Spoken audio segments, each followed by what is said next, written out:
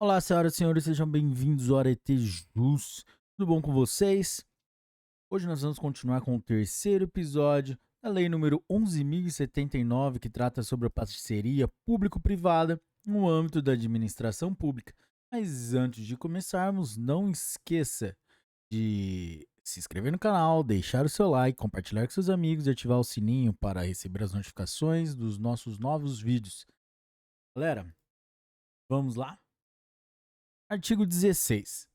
Ficam a União, seus fundos especiais, suas autarquias, suas fundações públicas e suas empresas estatais dependentes autorizadas a participar, no limite global de 6 bilhões de reais, em Fundo Garantidor de Parcerias Público-Privadas, FGP, que terá por finalidade prestar garantia de pagamento de obrigações pecuniárias assumidas pelos parceiros públicos federais, distritais, estaduais ou municipais em virtude das parcerias de que trata esta lei.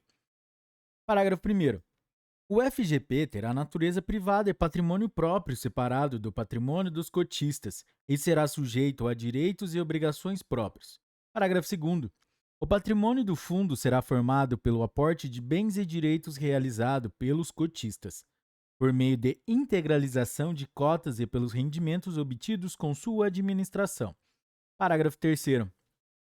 Os bens e direitos transferidos ao fundo serão avaliados por empresa especializada, que deverá apresentar laudo fundamentado com indicação dos critérios de avaliação adotados e instruído com os documentos relativos aos bens avaliados. Parágrafo 4º. A integralização das cotas poderá ser realizada em dinheiro, títulos ou dívida pública, títulos da dívida pública, bens imóveis dominicais, bens móveis, inclusive ações de sociedade de economia mista federal excedentes ao necessário para a manutenção de seu controle pela União, ou outros direitos com valor patrimonial. Parágrafo 5º. O FGP responderá por suas obrigações com os bens e direitos integrantes de seu patrimônio, não respondendo os cotistas por qualquer obrigação do fundo, salvo pela integralização das cotas que subscreverem. Parágrafo 6º. A integralização com bens a que se refere o parágrafo 4º deste artigo será feita independentemente de licitação, mediante prévia avaliação e autorização específica do Presidente da República, por proposta do Ministro da Fazenda. Parágrafo 7º. O aporte de bens de uso especial ou de uso comum no FGP será condicionado à sua desafetação de forma individualizada. Parágrafo 8º.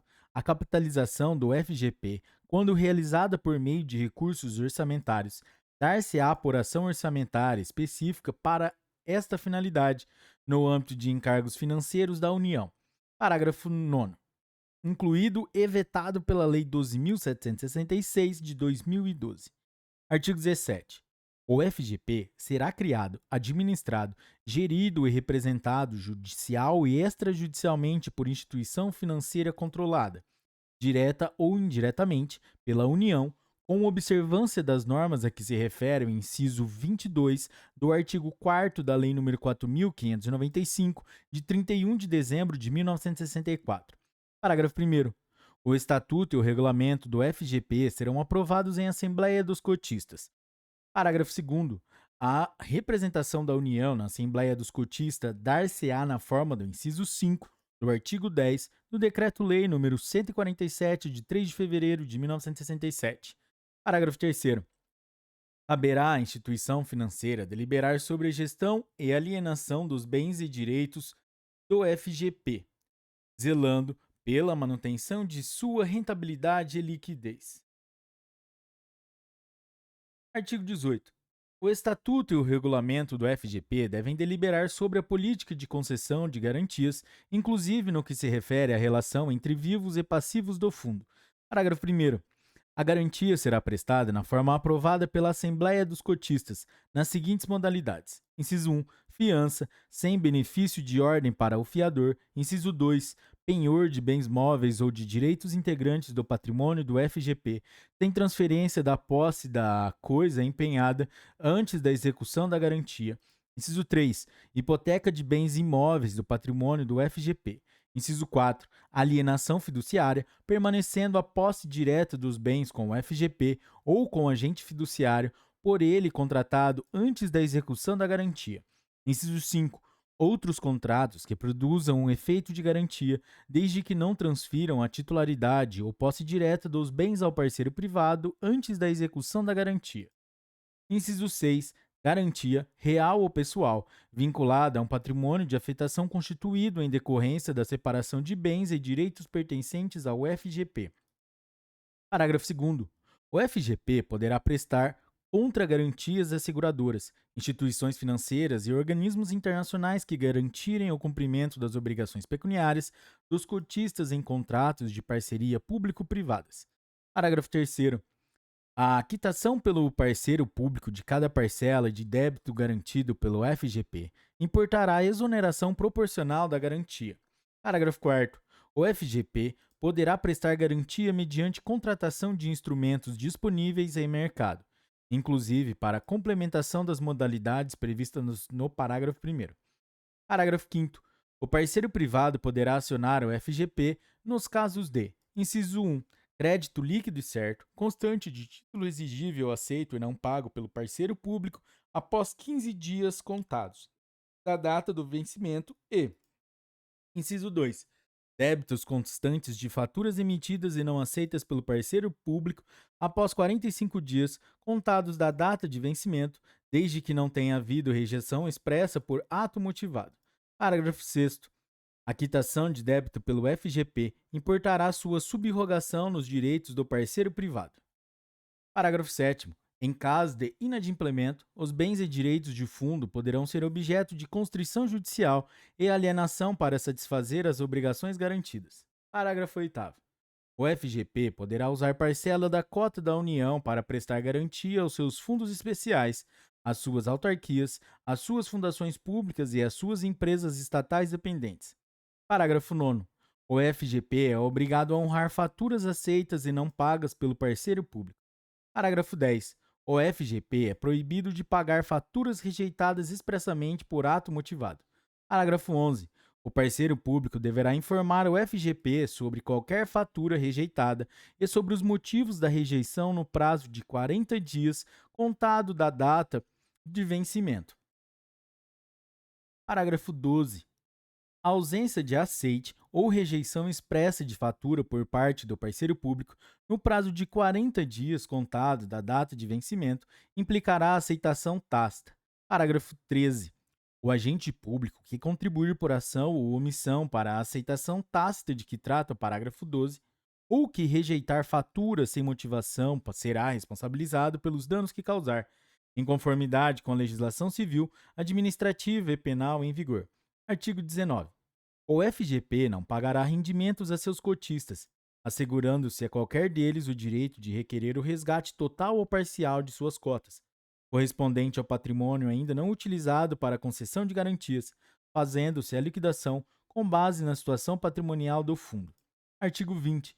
A dissolução do FGP, deliberada pela Assembleia dos Cotistas, ficará condicionada à prévia quitação da totalidade dos débitos garantidos ou liberação das garantias pelos credores. Parágrafo único. Dissolvido o FGP, o seu patrimônio será rateado entre os cotistas, com base na situação patrimonial à data da dissolução. Artigo 21. É facultada a constituição de patrimônio de afetação que não se comunicará com o restante do patrimônio do FGP, ficando vinculado exclusivamente à garantia em virtude da qual tiver sido constituído, não podendo ser objeto de penhora, arresto, sequestro, busca e apreensão ou qualquer ato de constrição judicial decorrente de outras obrigações do FGP. Parágrafo único. A constituição do patrimônio de afetação será feita por registro em cartório de registro de títulos e documentos ou, no caso de bem imóvel, no cartório de registro imobiliário correspondente. Artigo 22. A União somente poderá contratar parceria público-privada quando a soma das despesas de caráter continuado, derivadas do conjunto das parcerias já contratadas, não tiver excedido, no ano anterior, a 1% da receita corrente líquida do exercício e das despesas anuais dos contratos vigentes. Nos 10 anos subsequentes, não excedam a 1% da receita corrente líquida projetada para os respectivos exercícios. Capítulo 7. Disposições finais. Artigo 23. Fica a União autorizada a conceder incentivo nos termos do Programa de Incentivo à Implementação de Projetos de Interesse Social, PIPS, PIPS, instituído pela Lei 10.735, de 11 de setembro de 2003. As aplicações em fundos de investimento criados por instituições financeiras em direitos creditórios provenientes de contratos de parcerias públicos-privadas. Artigo 24. O Conselho Monetário Nacional estabelecerá, na forma da legislação pertinente, as diretrizes para a concessão de crédito destinado ao financiamento de contratos de parcerias público-privadas, bem como para a participação de entidades fechadas de previdência complementar. Artigo 25. A Secretaria do Tesouro Nacional editará, na forma da legislação pertinente, normas gerais relativas à consolidação das contas públicas aplicáveis aos contratos de parceria público-privada. Artigo 26. O inciso 1 do parágrafo 1º do artigo 56 da Lei 8666, de 21 de junho de 1993, passa a vigorar com a seguinte redação. Artigo 56, parágrafo 1º.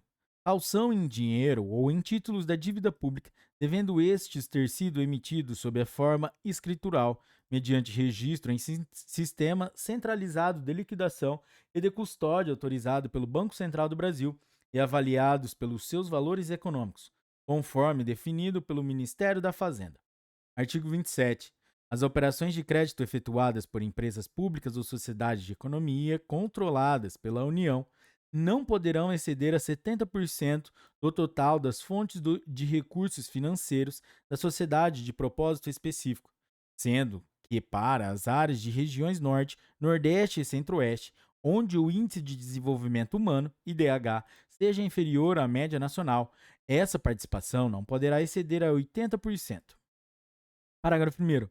Não poderão exceder a 80% do total das fontes de recursos financeiros da sociedade de propósito específico ou 90% nas áreas das regiões Norte, Nordeste e Centro-Oeste, onde o Índice de Desenvolvimento Humano, IDH, seja inferior à média nacional, as operações de crédito ou contribuições de capital realizadas cumulativamente por: inciso 1.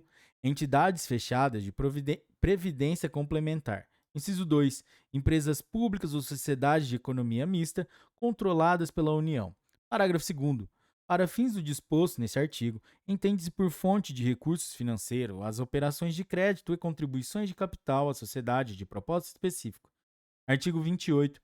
A União não poderá conceder garantia ou realizar transferência voluntária aos Estados, Distrito Federal e municípios se a soma das despesas de caráter continuado derivadas do conjunto das parcerias já contratadas por esses entes tiver excedido, no ano anterior, a 5% da receita corrente líquida do exercício ou se as despesas anuais dos contratos vigentes nos 10 anos subsequentes excederem a 5% da receita corrente líquida, projetada para os respectivos exercícios.